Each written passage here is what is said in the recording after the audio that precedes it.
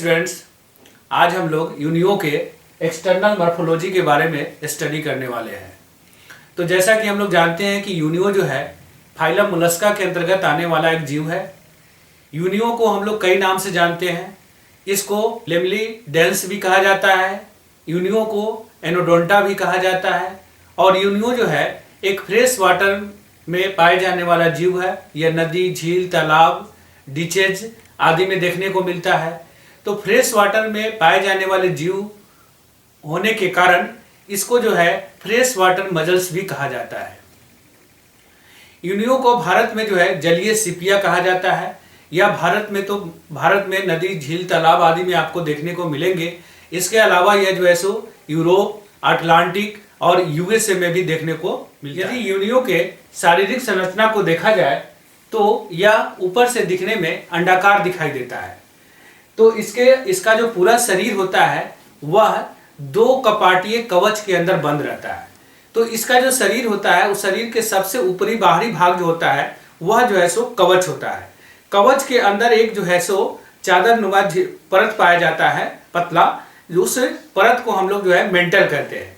और मेंटल के अंदर इसका जो है सो विसरण मांस और फुट रहता है, जिसको हम लोग बॉडी कहते हैं। तो इस तरह से अगर देखा जाए तो यूनियो का जो शरीर होता है इसको तीन पार्ट में हम लोग डिवाइड कर सकते हैं। देखिए डायग्राम से देखिए इसको। तो सबसे पहले जो है सो ये यूनियो का सबसे बाहरी भाग है। तो इसका सबसे बाहरी भाग जो होता है वह सेल अर्थात कवच होता है। यहाँ ये कवच है और एक ये कवच है। दो कपाटीय होता है। तो एक कपाट इसका लेफ्ट साइड में है और दूसरा कपाट जो है सो इसके राइट साइड में होता है। कवच के जस्ट नीचे एक पतला चादर नुमा जो है सो परत पाया जाता है। यह जो है सो परत मेंटल कहलाता है। इस परत के ठीक नीचे जो है सो इसका बॉडी पाया जाता है। तो ये बॉडी जो होता है इस मेंटल के द्वारा, ये जो पतला चादर है इससे जो है सो यह पूरी तरह से लिपटा हुआ रहता है। तो इस तरह से हम लोग देखते हैं कि जो यूनियो का शरीर है वह तीन पार्ट में डिवाइड हुआ। एक जो है सो बाहरी भाग जो सेल कहलाता है, दूसरा मेंटल और तीसरा जो है सो बॉडी। तो यूनियो का तीन पार्ट हो गया, सेल, मेंटल और बॉडी। बॉडी को जो है सो हम लोग दो पार्ट में डिवाइड कर देते हैं, एक विसरल मांस और दूसरा जो है सो फुट। इन सभी को हम लोग एक एक कर जो है सो डिटेल से इसका हिस्टोलॉजी और स्ट्रक्चर को समझते हैं। यूनियो का जो कवच होता है वह कैल्केरियाई होता है, अर्थात यह कैल्शियम कार्बोनेट का बना होता है। यह बहुत ही कठोर होता है। इसके अंदर जो है यूनियो का कोमल शरीर पूर्णतः बंद रहता है।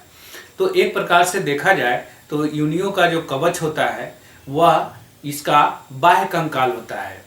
इस कवच की जो लंबाई 1 सेंटीमीटर तथा चौड़ाई लगभग 5 सेंटीमीटर तक होती है।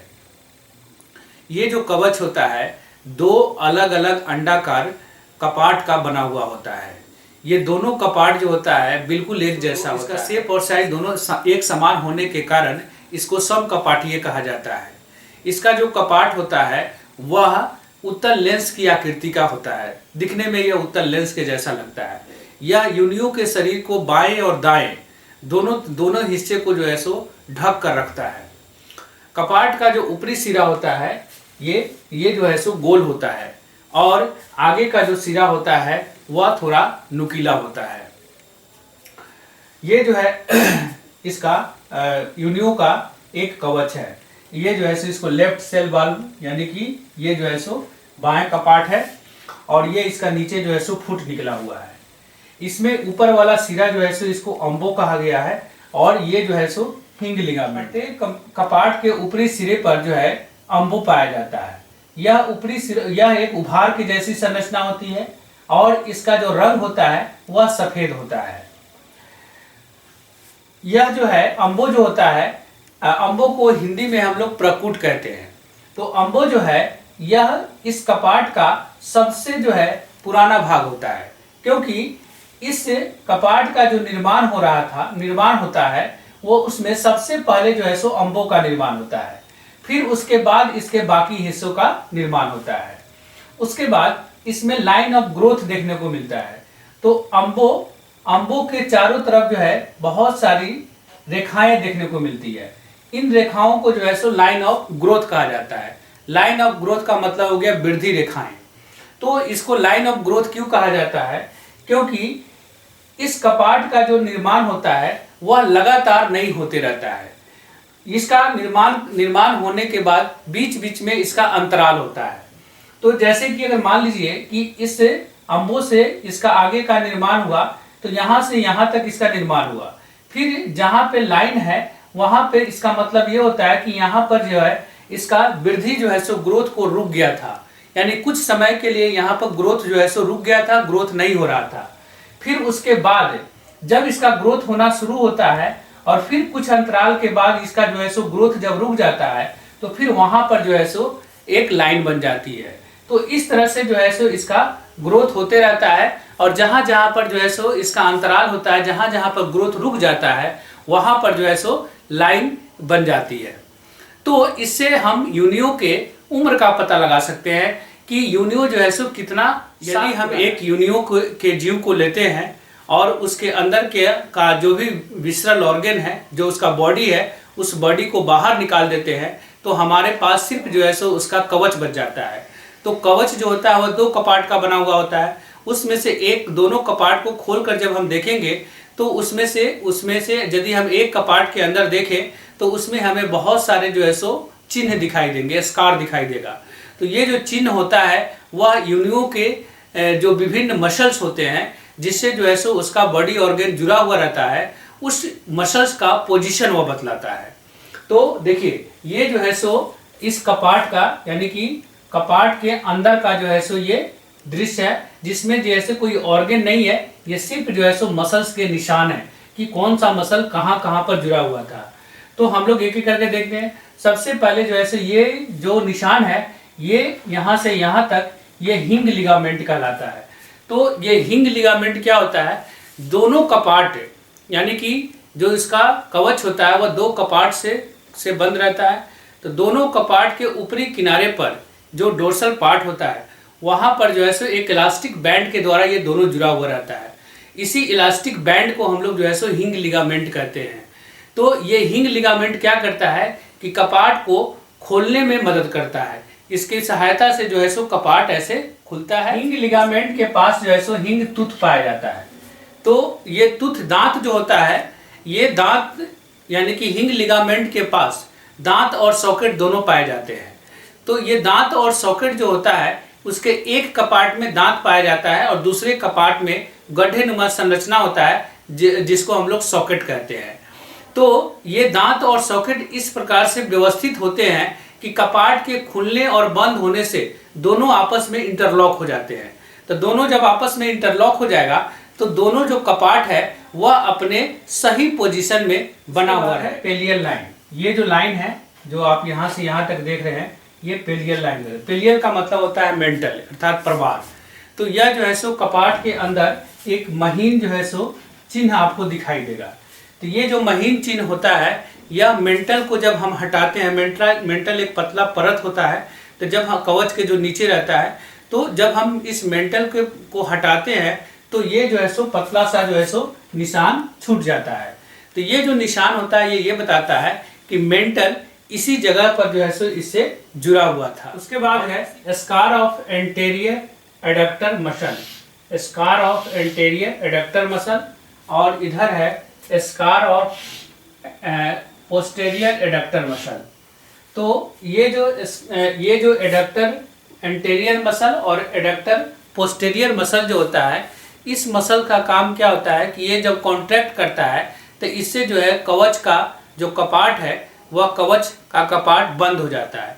जैसा कि हम लोगों ने देखा कि इसके हिंग लिगामेंट के द्वारा, यहाँ पर जो हिंग लिगामेंट है, ये हिंग लिगामेंट जो है सो कपाट को खोलने में मदद करता है, और एडक्टर पोस्टेरियर और एंटेरियर मसल जो है यह कपाट को बंद करने में मदद करता है।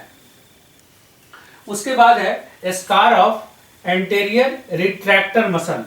तो रिट्रैक्टर मसल क्या करता है, यह फुट को जो है अंदर की तरफ खींचने में मदद करता है। और ये जो प्रोट्रैक्टर मसल है, scar of anterior protractor muscle, तो प्रोट्रैक्टर मसल क्या करता है, यह फुट को बाहर के तरफ ले जाने में, बाहर निकालने में इसकी सहायता करता है। यदि सेल का हम लोग हिस्टोलॉजी देखें तो जो सेल होता है, जो कवच है, यह 3 स्तर से मिलकर बना हुआ होता है। तो जो सबसे ऊपर का जो स्तर होता है उसको हम लोग जो है सो पेरियोस्ट्रेकम कहते हैं। इसके बाद इसके नीचे का जो स्तर होता है, जो कॉलुमनर होता है, इसको हम लोग प्रिज्मेटिक लेयर कहते हैं। और जो तीसरा सबसे नीचे का स्तर होता है सेल का, जो पैरेलल होता है, इसको हम लोग नेक्री कहते हैं। तो ये सब जो सबसे पहला स्तर है जिसको हम लोग पेरिस्ट्रेकम कहते हैं, इसको हिंदी में हम लोग परिकवच कहते हैं। ये जो पेरिस्ट्रेकम है यह कार्बनिक पदार्थ का बना हुआ होता है और इस कार्बनिक पदार्थ का नाम होता है कॉन्चियोलिन।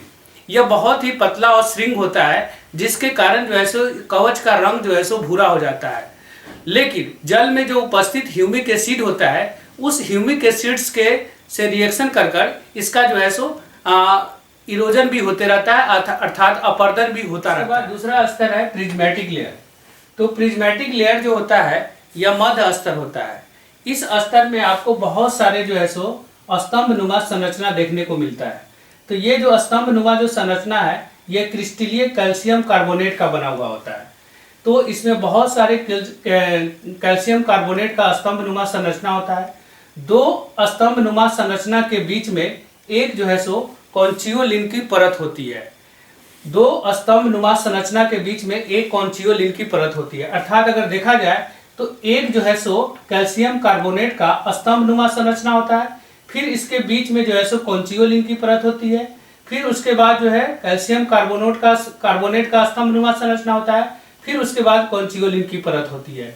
इस तरह से यह जो है सो व्यवस्थित होता है। तीसरा स्तर है नेक्री। नेक्री जो है सो ये सबसे निम्न स्तर है कवच का। कवच का सबसे नीचे का स्तर है नेक्री। नेक्री जो होता है यह समानांतर में पाया जाता है। यह सतह के क्या है, समानांतर में है।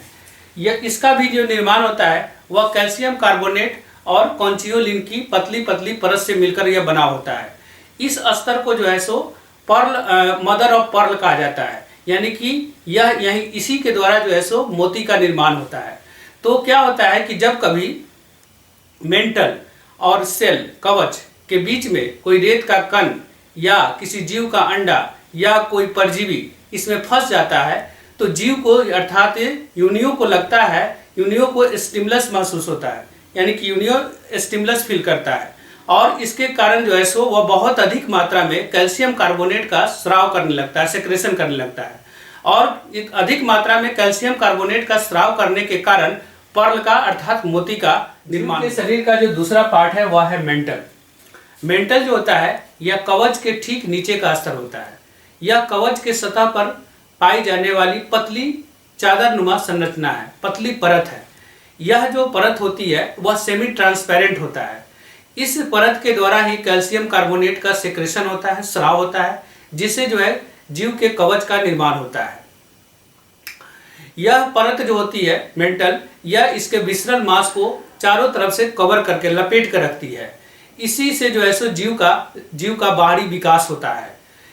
मेंटल इसके दोनों सिरों पर जो है बल्ब पाए जाते हैं।